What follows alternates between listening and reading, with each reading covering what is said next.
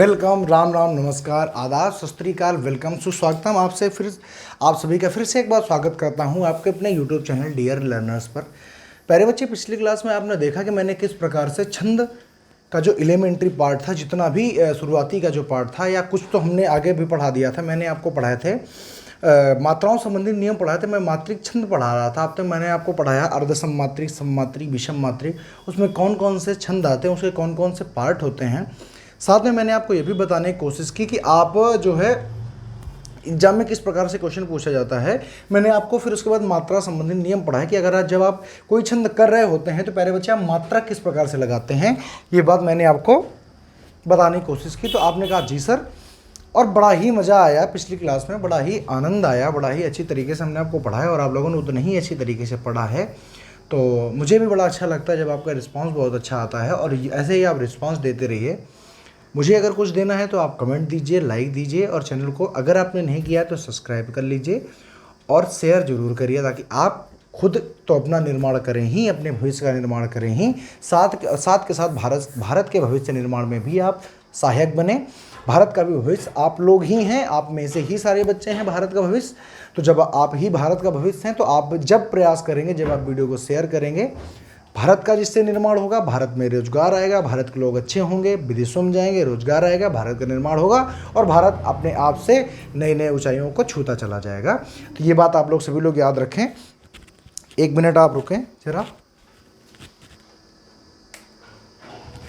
तो जैसा कि आप सबको मैंने अभी बताया कि आपको क्या करना है वो आप करते रहिए। तो आज का जो प्रकरण है प्यारे बच्चे, वो हम चालू करने वाले हैं, जिसको आप कहते हैं दोहा। तो कल मैंने चौपाई को आपको पढ़ा दिया था। आज का जो नया प्रकरण है उसको आप कहते हैं दोहा। क्या कहते हैं? दोहा। तो आज हम पढ़ाने वाले हैं आपको दोहा छंद। तो बड़े ध्यान से देखिए, क्योंकि दोहा और सोरठा में बड़ा कन्फ्यूजन रहता है। तो अगर हम दोहा की बात करें प्यारे बच्चे, तो दोहा क्या है? दोहा के बारे में 3-4-5 बातें याद रखनी है। सबसे पहली बात, यह एक अर्धसम्मात्रिक छंद है। दूसरी बात, इसमें भी कितने चरण होते हैं? 4 चरण होते हैं। या एक अर्धसम्मात्रिक छंद है, इसमें 4 चरण होते हैं। अब चूंकि अर्धसम है, यानी आधे आधे चरण, तो कौन कौन से आधे? तो यहाँ पर आधे आधे कैसे किया जाता है? समचरण मान लीजिए, ये 4 चरण लिखे हुए हैं, 1, 2, 3 और 4, इस प्रकार से लिखे होते हैं। आप चाहें तो उनको ऊपर नीचे भी लिख सकते हैं, लेकिन दोहे में ऐसे ही लिखे जाते हैं। तो कौन से दो आपको लेने हैं? तो ये हो गया पहला, ऐसे गिना, पहला, दूसरा, तीसरा और चौथा। तो हमें पेयर में लेना होता है। हम लेते हैं पहला, दूसरा और तीसरा और चौथा। इनको क्या कहेंगे? इनको कहेंगे आप समचरण, क्योंकि ये सम संख्या है, 2 और 4। इनको क्या कहेंगे? तो इनको प्यारे बच्चे कहेंगे विषम चरण। इनको विषम चरण क्यों कहेंगे? क्योंकि ये विषम संख्याएं हैं। तो अब अगर हम अर्धसम्मात्रिक छंद में सम और विषम चरण की अगर चर्चा करें, तो आपको दिमाग में ये बात होनी चाहिए कि उसमें 4 चरण हैं, और 4 में सम का मतलब पहला और तीसरा, विषम का मतलब पहला और तीसरा, और सम का मतलब दूसरा और चौथा।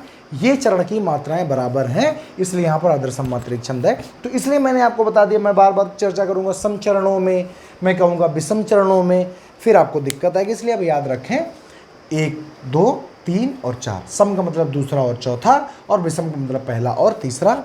इन चरणों में मात्राओं की संख्या क्या क्या होती है आप आगे जानेंगे। तो यहाँ पर आपने एक बात क्या जानी कि ये अर्धसम्मात्रिक छंद है, इसमें 4 चरण होते हैं, और इसके विषम चरणों यानी प्रथम और चौथे में 13-13 मात्राएं, तथा सम चरणों दूसरे और चौथे में, द्वितीय या चतुर्थ में कितनी? 11-11 मात्राएं होती हैं। तो वहाँ पर दोहरा छंद होता है। तो हम लिखने का प्रयास करते हैं। तो आप 3-4 बातें याद रखें। पहली बात क्या याद रखना है कि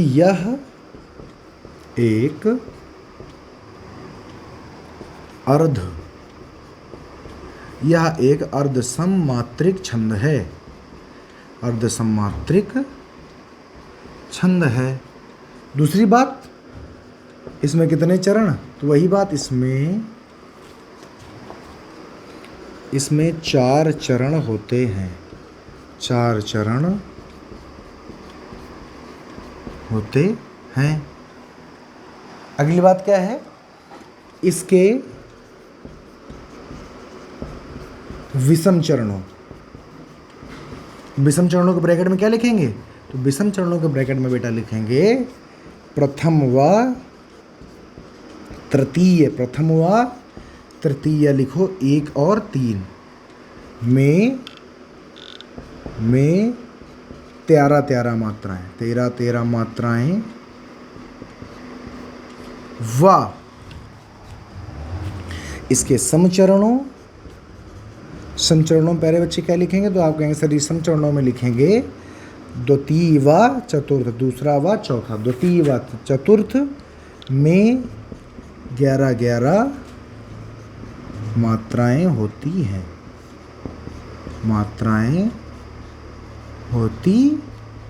अरे समझे कि नहीं समझे भाई? तो 3-4 बातें याद रखनी। यह एक अर्धसममात्रिक छंद है, इसमें 4 चरण होते हैं। इसके प्रथम और इसके विषम चरणों यानी प्रथम व तृतीय में 13 मात्राएं तथा सम चरणों द्वितीय व चतुर्थ में 11 मात्राएं होती हैं। दोहा छंद होता है वहाँ पर। आप कहेंगे सर उदाहरण बताइए, तो मैं कहूँगा सर बिल्कुल बच्चों बताऊँगा, क्योंकि ये तो बहुत ही सही बात है। आपने कहा ठीक, तो मैंने कहा इसको मैं थोड़ा पीछे से लिखूँ क्योंकि थोड़ा सा लंबा होगा। देखो, तो लिखने की कोशिश की तो हमने लिखा मेरी भव बाधा हरो, मेरी भव बाधा हरो राधा नागरी सोए, राधा नागरी सोए, जातन की झाई परे, जातन की, आगे लिखेंगे जातन की झाई परे, झाई परे श्याम हरित दुति होय। सबसे पहले इसका अर्थ समझिए, उसके बाद में इसके विषय में हम लोग समझेंगे, ठीक है? सबसे पहले इसका अर्थ समझिए। इसका अर्थ क्या है? मेरी भव बाधा हरो राधा नागरी सोए, जातन की झाई परे श्याम हरित दुति होय। तो एक भक्त करुणामयी राधा जी से कहता है कि मेरी भव बाधा हरो राधा नागरी सोए। कहता है कि राधा कृष्ण जी से कहता है कि राधा नागरी सोए, जो राधा के जो नागर हैं यानी प्रेमी हैं यानी पति हैं, मेरी बाधाओं को हर लीजिए, जातन की छाई परे। कहते हैं अच्छा नागरी मीन्स क्या होता है? चतुर स्त्री। तो कहते हैं हे राधा रूपी चतुर स्त्री, मेरी भव बाधा यानी सारे कष्टों को दूर करो, जा तन की झाई पर। कहते हैं जिनकी तन की परछाई पड़ने से श्याम हरित। अब अच्छा एक बात बताइए, जैसे कोई काला रंग है, ठीक है, और काले रंग में अगर कोई रंग कौन सा पड़ जाए? नीला, तो काला और नीला मिलाकर क्या होगा? हरित द्युति होए, हरा हो जाता है। कभी आप काले रंग को और सफ़ेद रंग को मिला दीजिए एक में, तो क्या बन जाएगा? वो हरा बन जाएगा, याद रखिएगा हमेशा। तो कहता है राधा नागरी सोए यानी राधा रूपी चतुर स्त्री, माने हे राधा जी मेरी भव बाधा हरो, मेरे सारे कष्टों को, भव बाधाओं को, संसारी रूपी सारी बाधाओं को हर लीजिए यानी दूर कर दीजिए। जातन, क्योंकि जातन की झाई, जिस प्रकार से श्याम के ऊपर राधा की झाई पड़ने से क्या हो जाता है? हरित द्युति होए, हरा रंग हो जाता है। उसी प्रकार से हमारी भी बाधाओं में आप अपना रंग डालिए और उनको दूर कर दीजिए। एक तो बात ये हो गई। दूसरी बात इसकी काउंटिंग करते हैं। मेरी 2 और 2, एक की मात्रा और ई की मात्रा, भव बाधा हरो, 1 2 3 4 5 6 7 8 9 10 11, गड़बड़ हो गया। मेरी भव बाधा हरो, तो यहाँ पर ये जो हरो है जल्दी बोला गया, तो यहाँ पर एक मात्रा ली जाएगी। देखिए मैं आपको ये सलाह दूंगा कि कभी भी आप जब छंद पढ़ें तो कभी भी उनकी मात्राओं की गणना में ज़्यादा ध्यान न दें। क्यों न दें? इसका एक कारण है, क्योंकि जब भी आप किसी भी कंपटीशन का पेपर देने जाएंगे तो वहाँ पर टाइम आपके पास नहीं होगा। और छंद इकलौता एक ऐसा प्रकरण होता है कि बाकी सब में प्रीवियस ईयर क्वेश्चन आते ही आते हैं, लेकिन छंद एक ऐसा प्रकरण है जिसमें ज़रूर और ज़रूर प्रीवियस ईयर से ही कोई ना कोई क्वेश्चन फंसता है। आगे क्यों? क्योंकि अगर इस समय की बात करें तो रस का प्रयोग हो रहा है प्यारे बच्चे, अलंकार का प्रयोग हो रहा है, लेकिन छंदों का व्यक्तिगत तौर पर प्रॉपर प्रयोग नहीं हो रहा है। और जिन चीज़ों का प्रॉपर प्रयोग नहीं हो रहा है उनके नए क्वेश्चन बनाने से बचा जाता है। हमेशा नियम होता है एग्जाम का, आप भी ये बात हमेशा याद रखें। तो यहाँ पर आप करेंगे तो आपको निकल के तो आएगा। देखो यहाँ पर 12 आ रहा है तो आपने 11 कर लिया। फिर लिखा है राधा, ठीक तो था, ठीक है, 2 यहाँ पर कर लिया। 1 2 3 4 5 6 7 8 9 10 11 12 13 ही हमें निकालनी थी, तो हमने कहा ठीक भाई 13 निकल आए। दूसरे की बात करते हैं। 1 2 2 2 1 और 1 2 और 1 1 2 3 4 5 6 7 8 9 10 और 11, तो यहाँ पर कितनी आई हैं? आपने कहा सर जी यहाँ पर आ गई 11, यहाँ पर कर लें 2 1 3 1 4 4 2 6 और उसके बाद में ये भी 2 ये भी 2 ये 1 ये 2 1 2 3 4 5 6 7 8 9 10 11 12 13, तो यहाँ भी आ गई 13। आपने कहा बिल्कुल सटीक जा रहा 13 13। ये कौन सा चरण है? प्रथम चरण। ये कौन सा चरण है? तृतीय चरण। ये कौन सा चरण है? द्वितीय। और ये कौन सा है? चतुर्थ। यहाँ भी गिन लेते हैं एक बार, हो जाएगा 2 1 1 1 1 1 1 2 1 1 2 3 4 5 6 7 8 9 10 11। यहाँ भी कितनी आ गई प्यारे बच्चे? 11। तो आपने यहाँ पर देखा कि जिस प्रकार से परिभाषा हमारी कह रही थी, हमारी परिभाषा ने कहा कि प्रथम व तृतीय विषम चरणों, विषम कौन? प्रथम व तृतीय में कितनी कितनी? 13 13 मात्राएं जो कि हैं। द्वितीय व चतुर्थ समचरणों में 11 11 मात्राएं जो कि हैं। तो क्या यहाँ पर बताइए कि आपको नहीं समझ आ रहा है कि यहाँ पर कौन सा अलंकार है? तो आप कौन सा छंद है? तो आप कहेंगे दोहा छंद है। कोई समस्या? जैसे मैं अभी पहले बता रहा था कि छंद का प्रकरण करते समय आप बचिए काउंटिंग करने से, आप सीधा सीधा इनको धीरे धीरे करके याद करिए।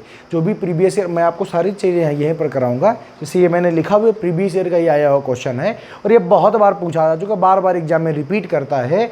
और जैसे इसी में एक और आता है कि रहीमन पानी राखिए बिन पानी सब सून, पानी गए न उबरे मोती मानुष छून, तो उसको भी आप याद रखिए क्योंकि वो भी बहुत बार पूछा गया है। तो ये दोनों दोहा के हैं, समझ गए? तो आपने कहा ठीक है, तो जल्दी से इसका स्क्रीनशॉट करिए फिर हटाया जाए, ठीक है? चलो अब देखो आगे की बात।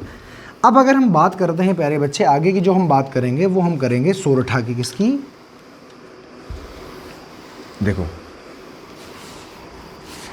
इसको हटाएंगे। अब देखो जो सोरठा है, सोरठा और दोहा में लोगों को भ्रम किस बात का रहता है, ये आप थोड़ा समझने की कोशिश करें। अगला जो है हमारा उसको कहते हैं सोरठा छंद, ठीक? सोरठा में इसलिए हमेशा भ्रम रहता है क्योंकि सोरठा जो होता है वो किसका विपरीत होता है? तो आप कहेंगे सर जी वो दोहे का एकदम से उल्टा होता है। दोहे का उल्टा होने का मतलब क्या है? भाई मात्रिक छंद है तो मात्राओं के हिसाब से उल्टा होगा। इसका मतलब है कि वहाँ पर सम में क्या थी? तो आपने कहा विषम में पहले और तीसरे में 13 13 और सम में दूसरे चौथे में 11 11। इसका उल्टा कर दो, पहले और तीसरे में 11 11 और दूसरे और चौथे में 13 13। तो किस प्रकार से उल्टा होगा? उल्टा का मतलब अक्षर उल्टा नहीं होता है, मात्रिक पर है तो मात्राओं के हिसाब से उल्टा होता है। तो सबसे पहला जो इसमें लिखा जाता है यही लिखा जाता है, यह दोहा का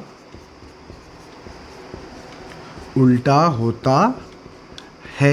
सबसे पहली बात तो ये आ गई जो कि बहुत एग्जाम में पूछी गई, 1000 बार पूछी गई है और प्रति बच्चे को ये बात हमेशा क्लियर होनी चाहिए। दूसरी बात है कि ये कैसा छंद है? तो यह एक अर्ध सम मात्रिक छंद है, जो कि आपको ज्ञात है ना। ये वाली बात कैसा है? अर्ध सम मात्रिक छंद है। अगली बात वही बात, कितने चरण होंगे? इसमें भी कितने चरण होते हैं? 4 चरण होते हैं, ठीक बात?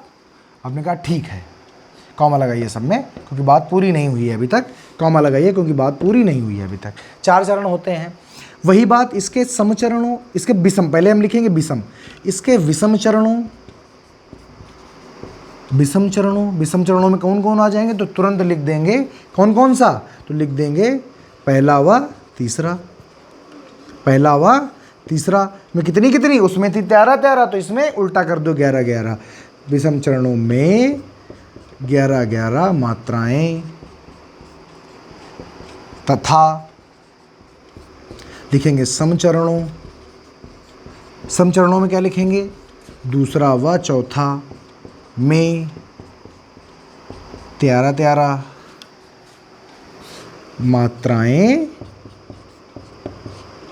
मात्राएं होती हैं। बताओ कोई समस्या वाली बात है? आपने कहा सर कोई समस्या वाली बात नहीं है, ये दोहे का उल्टा होता है। अगर हमको दोहा आता है तो हम इसको भी कर लेंगे सर, कोई समस्या वाली बात नहीं है। दोहे का उल्टा होता है, हम दोहा याद कर लेंगे, उसका उल्टा कर देंगे, ठीक है? अब अगर हम इसके उदाहरण की बात करें प्यारे बच्चे, तो उदाहरण क्या लिखेंगे? तो आप लिखेंगे, आप सब जानते हैं, मैंने आपको पढ़ाया है अलंकार में। क्या पढ़ाया है? मैंने पढ़ाया है मूक हो ही वाचाल। क्या पढ़ाया? मूक हो ही वाचाल पंगु चढ़ई मुँह को हुई वाचाल कौमा पंगु चढ़ई गिरिवर गहन। हमने कहा ठीक बात है, हमने सुना है एक बार, पढ़ा है एक बार, बताओ किसका उदाहरण है? तो आप कहेंगे कि उदाहरण है विभावना अलंकार का साधन नहीं है, फिर भी काम हो रहा है। पंगु चढ़ी गिरिवर गहन जासु कृपा, जासु कृपा सुदयाल, क्या लिखेंगे? जासु कृपा सु दयाल कमा द्रवहु सकल कलिमल दाहन। आपने कहा बिल्कुल ठीक बात है, कोई दिक्कत नहीं है सर, ये हमने पढ़ रखा है, ये आपने हमको पढ़ाया था। कहाँ पे हमने पूछा? तो आपने बताया कि यहाँ पर आपने अद्भुत अलंकार में पढ़ाया है, अद्भुत रस में पढ़ाया है और विभावना अलंकार में पढ़ाया है, तो हमको कोई दिक्कत नहीं है। हमने कहा इसमें काउंटिंग करिए, आपने कहा बिल्कुल करेंगे। 1 1 2 1 2 2 1 1 2 3 4 5 6 7 8 9 10। तो यहाँ पर देखिए ये जो हो ही है, यहाँ पर क्या लगा है? ये देखो मूक, इसमें हो जाएगा बड़ा आ, ठीक है ना? यहाँ पर देखो बड़ा ऊ लगा हुआ है तो हो जाएगा 2, यहाँ पर गलती छूट गया था। 1 2 3 4 5 6 7 8 9 10 11। यहाँ पर कितने आए? आपने लिखा यहाँ पर आ गए 11। कितने आ गए? 11। फिर इसका कर लेते हैं 2 1 2 2, या जो 100 है इसको करेंगे 1 1 2 1 1 2 3 4 5 6 7 8 9 10 और ये हो गया 11। समझ पाएगी नहीं? जासु कृपा सु दयाल तो हो जाएगा जासु कृपा सु दयाल। अब देखो सो, यहाँ पर आप कहेंगे सर जी ओ की मात्रा लगी हुई है और यहाँ पर लघु क्यों कर दिया गया है? क्योंकि इसको बोलने के जासु कृपा सु दयाल, मानी सो का मतलब अगर सो भाई अगर महोत्सव करते हैं कि महोत्सव करते हैं, तो अगर इसको देर तक देखो, जो मात्राएं होती हैं, स्वर क्या होता है? स्वर होता है जिनको हम वर्ण क्या होता है? वर्ण होता है जिसको हम बोल सकते हैं। स्वर का मतलब होता है, तो यहाँ पर मात्राएं सिर्फ इसलिए चढ़ती हैं कि किसको कितना ज़्यादा उच्चारण दिया जा रहा है। अब यहाँ पर सो कहा गया तो यहाँ पर कम उच्चारण दिया गया। अगर सो कहा जाता तो फिर लिखा जाता 2 मात्रा, लेकिन चूंकि यहाँ पर कम उच्चारण दिया इसलिए लिखा जाता 1 मात्रा, ठीक है? बाकी तो यहाँ पर भी हो गई प्यारे बच्चे 11। बाकी इसके करेंगे पंगु चढ़ई गिरिवर गहन 1 2 3 4 5 6 7 8 9 10 11 12 और 13। ठीक, क्या समझे? भाई देखो 1 2 3 4 5 6 7 8 9 10 11 12 और 13। तो यहाँ पर कितनी हो गई प्यारे बच्चे? तो कहेंगे आप हो गई 13। इसकी करें तो हम लिखेंगे, देखो जहाँ पर कभी भी मात्रा की गिनती करें तो जहाँ पर कभी भी द्रा लगा हो, कहीं बिंदी लगी हो, तो उसको सबसे बाद में काउंटिंग की जाती है, ताकि अगर कहीं कम ज़्यादा हो तो वहाँ पर आप उसको एडजस्ट कर सकें। समझ गए? ये आप चतुराई सीखिए। जैसे 1 2 3 4 5 6 7 8 9 10 11 12 13। अगर यहाँ पर मान लो कम हो रहा होता तो फिर हम द्रा का भी एक लगा के एक कहीं ना कुछ हम बनाते हैं इसको, ठीक है? तो यहाँ पर आप इसको याद रखेंगे। तो यहाँ भी क्या है? तो यहाँ भी है 13। तो आप यहाँ पर देख रहे हैं कि इसके समचरणों में 11 11, सॉरी विषम चरणों में 11 11 और समचरणों में 13 13 मात्राएं हैं। तो आप क्या यहाँ पर अधिकार से नहीं कह सकते कि सर जी यहाँ पर कौन सा? तो आप कहेंगे सोरठा। जल्दी से इसको करेंगे।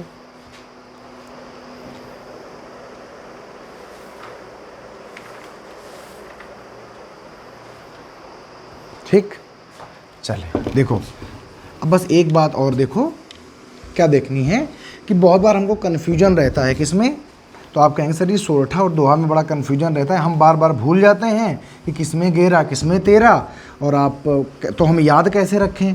तो मैंने कहा बच्चे ऐसे याद रखो। कैसे? मैंने कहा देखो दोहा लिखा हुआ है, आपने कहा ठीक है सर जी। ये लिखा हुआ है सोरठा, आपने कहा ठीक है। देखो ये जो दोहा है ये कैसा है? छोटा है, और ये कैसा है? बड़ा है। भाई इसमें कितना है? 4 है, इसमें कितने हैं? 2 हैं, इसमें 2 अक्षर, इसमें 4 अक्षर। तो जो छोटा है उसमें पहले बड़ा, मतलब 13 और 11। 13 11 का मतलब पहले और तीसरे पर 13 13 और दूसरे और चौथे पर 11 11। क्यों? क्योंकि दोहा देखने में छोटा है इसलिए इसमें पहले मात्रा बड़ी दे दो। जैसे जो छोटे भाई होते हैं उनको घर में ज़्यादा दे दिया जाता है, चलो ठीक है छोटा है ज़्यादा के ले लेगा, वही बात है। तो पहले ज़्यादा बाद में कम। यहाँ पे क्या है, छोटा है ये बड़ा है तो इसको पहले कम दो बाद में ज़्यादा दे दो, क्योंकि बड़ा है तो कम से संतोष करेगा। और कम कहाँ, पहले और तीसरे में 11-11 और दूसरे और चौथे में 13-13 मात्राएं होती हैं। ऐसे आप इसको याद रखेंगे। छोटा है तो पहले ज़्यादा लेगा, बड़ा है तो पहले कम लेगा। पहले का मतलब विषम चरण, दूसरे का मतलब समचरण। समझे कि नहीं समझे? यहाँ से अंडरस्टैंडिंग आप बेहतर अपने दिमाग में बना करके चलेंगे, आपको दिक्कत नहीं आएगी। ठीक है, चलो अब आगे अगर हम बात करेंगे प्यारे बच्चे, तो आगे जो हमारी बातें होंगी वो चलेंगी रोला छंद के साथ में। किसके साथ में? तो आप कहेंगे रोला के साथ में। रोला छंद बहुत ही प्यारा सा छंद है, बहुत ही मासूम है। कैसे? इसमें 3 बातें याद रखनी है। पहली बात कौन सी? कि यह एक सममात्रिक छंद है, यह एक सममात्रिक छंद है। समझ पाए कि नहीं समझ पाए? आपने कहा सर बिल्कुल समझ पाए।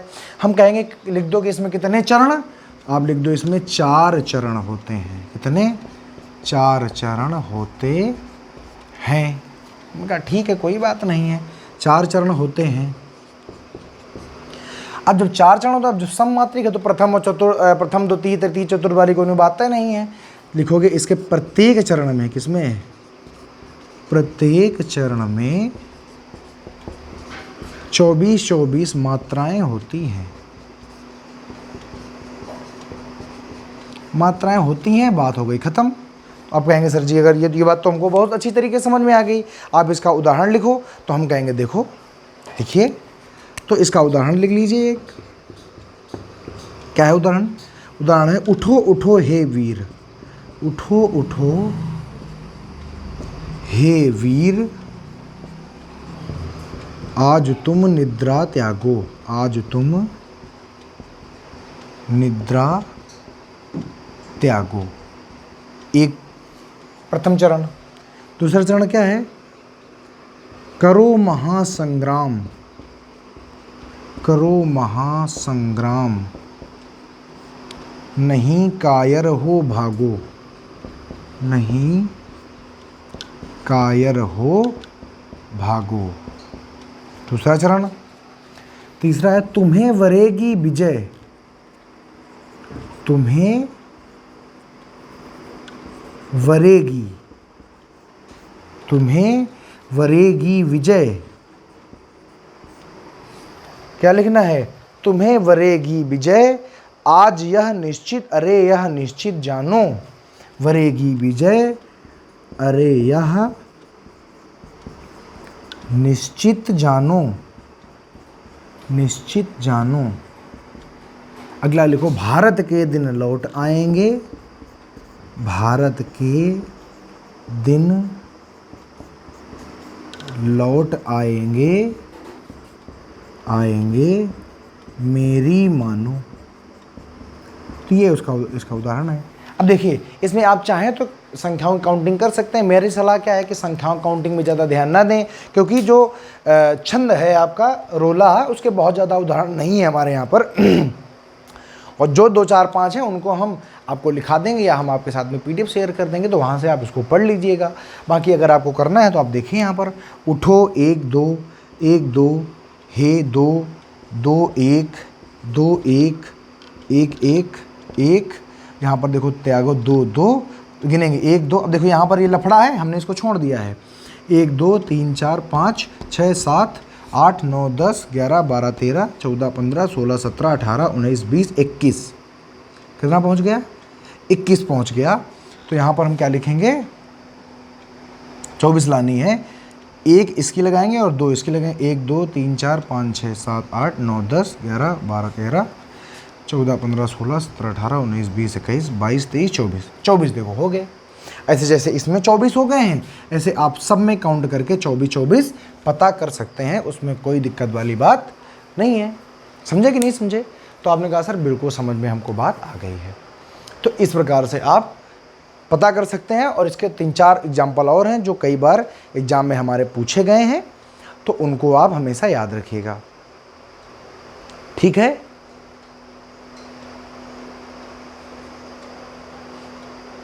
समझ गए ना? समझ गए? आपने कहा जी सर हम समझ गए। देखो फिर अब आगे की बात करते हैं। तो आगे हम जो अगला अलंकार लेने वाले हैं वो है कुंडलीय अलंकार, और आज का आखिरी अलंकार रहेगा। फिर उसके बाद हम अगले दिन दूसरी बातें करेंगे। देखिए अभी जो कुंडलीय अलंकार है इससे आपको कई बार कई सारे प्रश्न पूछे गए हैं, तो सबसे पहले इसमें याद रखिएगा। देखो हम पहले बच्चे बात करने वाले हैं कुंडलीय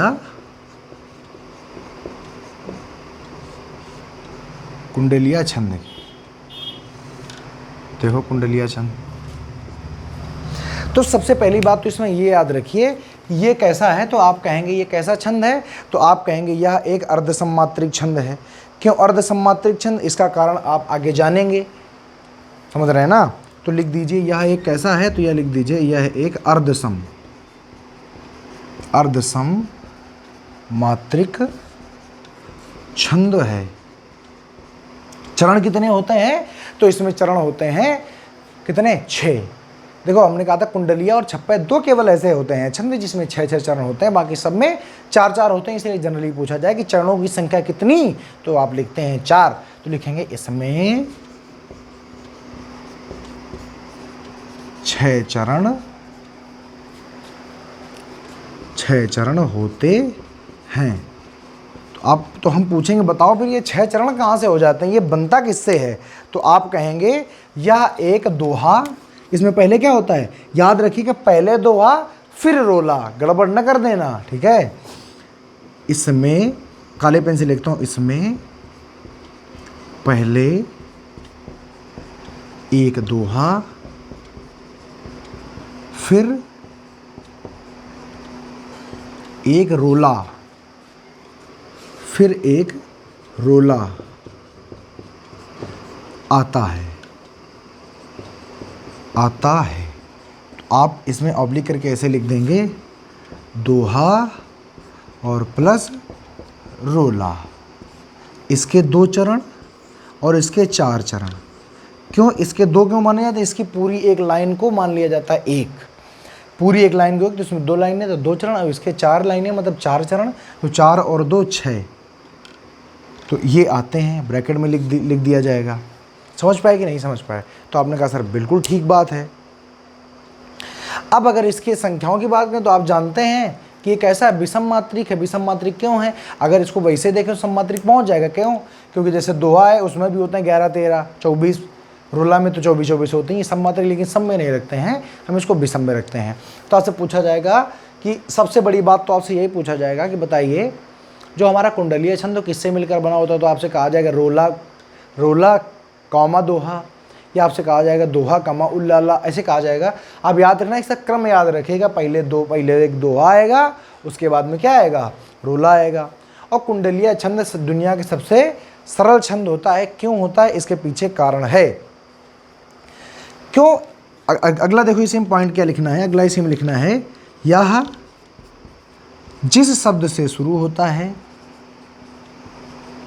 जिस शब्द से शुरू होता है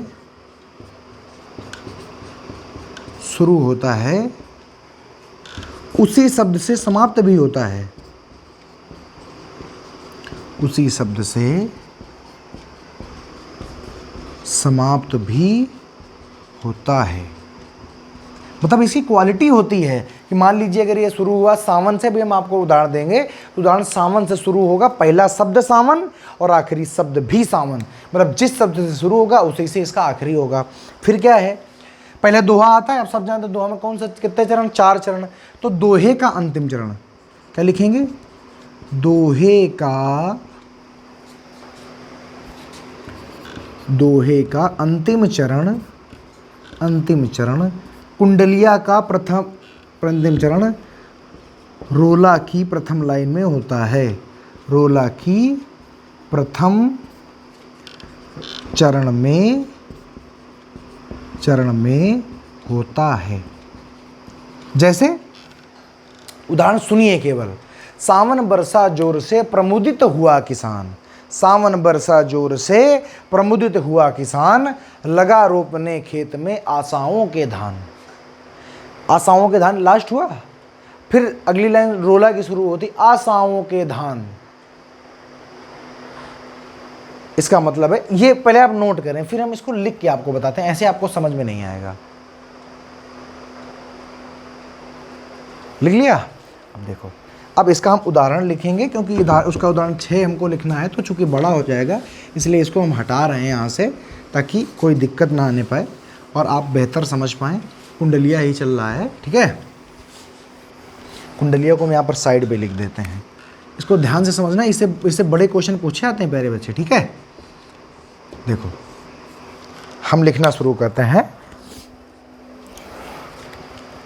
तो लिखते हैं, सावन बरसा जोर से, सावन बरसा जोर से, सावन बरसा जोर से, प्रमुदित हुआ किसान, प्रमुदित हुआ किसान। एक पद, एक पंक्ति हो गया, मतलब प्रथम पद हो गया। दूसरा है, लगा रोपने खेत में, लगा रोपने खेत में, आशाओं के धान। अब देखो यहाँ पर आपने ये देखा कि दोहे का ये अंतिम चरण है। आपने कहा बिल्कुल सही बात, दोहे का ये अंतिम चरण है और यही रोला। भाई दोहा हो गया, अब दोहा के बाद क्या आएगा? रोला आएगा। यहाँ पर हम लिखते हैं, ये देखो आपने लिख दिया, एक दोहा लिख दिया, कुंडलिया में जैसा बोला गया दोहा, उसके बाद रोला। अब यहाँ से चालू होगा रोला। तो दोहे का अंतिम चरण रोले की प्रथम लाइन में होता है, तो लिखेंगे यहाँ से फिर से वही लाइन लिखेंगे, आशाओं के धान, आशाओं के धान, मधुर स्वर कोयल बोले, मधुर स्वर कोयल बोले, आशाओं के धान मधुर स्वर कोयल बोले, लिए प्रेम संगीत, लिए प्रेम संदेश, मेघ सावन के डोले, लिए प्रेम संदेश, मेघ सावन के डोले। फिर आगे क्या है? अगली लाइन है, कह गिरधर कविराय, कह गिरधर कविराय, लगा सबको मन भावन। नहीं, ठकुरेला, ये गिरधर ने नहीं लिखा है, लिखा है ठकुरेला। क्या लिखा है? ठकुरेला कविराय। ठकुरेला नाम है, ये अपना नाम इसने डाल दिया है बीच में। जैसे गिरधर कविराय, गिरधर अपना नाम डाल देते हैं, ऐसे ठकुरेला ने लिखा है, ठकुरेला। ठकुरेला कविराय, लगा सबको मन भावन, लगा सबको मन भावन। ठकुरेला कविराय, लगा सबको मन भावन, मन में भरे उमंग, झूमता गाता सावन। मन में भरे उमंग, झूमता गाता सावन। तो यहाँ पर आप देख रहे हैं, अब देखिए यहाँ पर बहुत ही आप अंडरस्टैंडिंग अपनी बनाई। अंधा भी देख के बता देगा कुंडलिया छंद क्यों बता देता है, उसके पीछे कारण है। सावन शब्द से शुरू हुआ था, आपने कहा ठीक है। सावन शब्द से समाप्त हुआ, पहली पहचान। जिस शब्द से शुरू होता है उसी शब्द से समाप्त होता है। दोहे का चतुर्थ पद या दोहे का चतुर्थ चरण रोले का प्रथम चरण में होता है या रोले की प्रथम लाइन में होता है। बताओ कोई शक है क्या? आपने कहा सर बिल्कुल शक नहीं है। तो यहाँ पर इसकी मात्रा गिनने की ज़रूरत ही नहीं है। क्यों? क्योंकि आप जैसे ही आपके सामने कभी भी ये उदाहरण आएगा, आपको केवल क्या देखना है? आपको देखना है जिस शब्द से शुरू हो रहा है उसी से ख़त्म हो रहा है कि नहीं। तो आप कहेंगे सर बिल्कुल ख़त्म हो रहा है, सावन से शुरू सावन से ख़त्म। दोहे की अंतिम पंक्ति क्या रोले की प्रथम पंक्ति बना रही? तो आप कहेंगे बिल्कुल बना रही है। तो यहाँ पर आपने देखा कि इस प्रकार से होता है। आप इसका फटाक से स्क्रीनशॉट कर लें, जल्दी से करें। तो आपने कहा सर नहीं, मैंने स्क्रीनशॉट डन कर लिया है। आज हम यहीं तक रखते हैं, वीडियो की लेंथ बहुत ज़्यादा ना हो जाए, इसको मद्देनजर रखते हुए आज हम यहीं पर इसको समाप्त करते हैं प्यारे बच्चे। और आगे आने वाले समय में हम और इसके अच्छे अच्छे वीडियोज़ लेकर के आएंगे, ताकि आपके दिमाग में बहुत ही बेहतर। अगर इसके हम क्वेश्चन की बात करें तो हम आपसे पूछें किससे बनता है, तो आप कहेंगे दोहा प्लस रोला, कभी रोला प्लस दोहा ना कह दीजिएगा। अभी के लिए मैं यहीं से आपसे विदा चाहता हूँ। आप देखते रहिए, मुस्कुराते रहिए और नित्य नोट्स बनाते रहिए, नित्य आगे बढ़ते रहिए, खुश रहिए, प्रसन्नचित्त रहिए। नमस्कार, जय हिंद।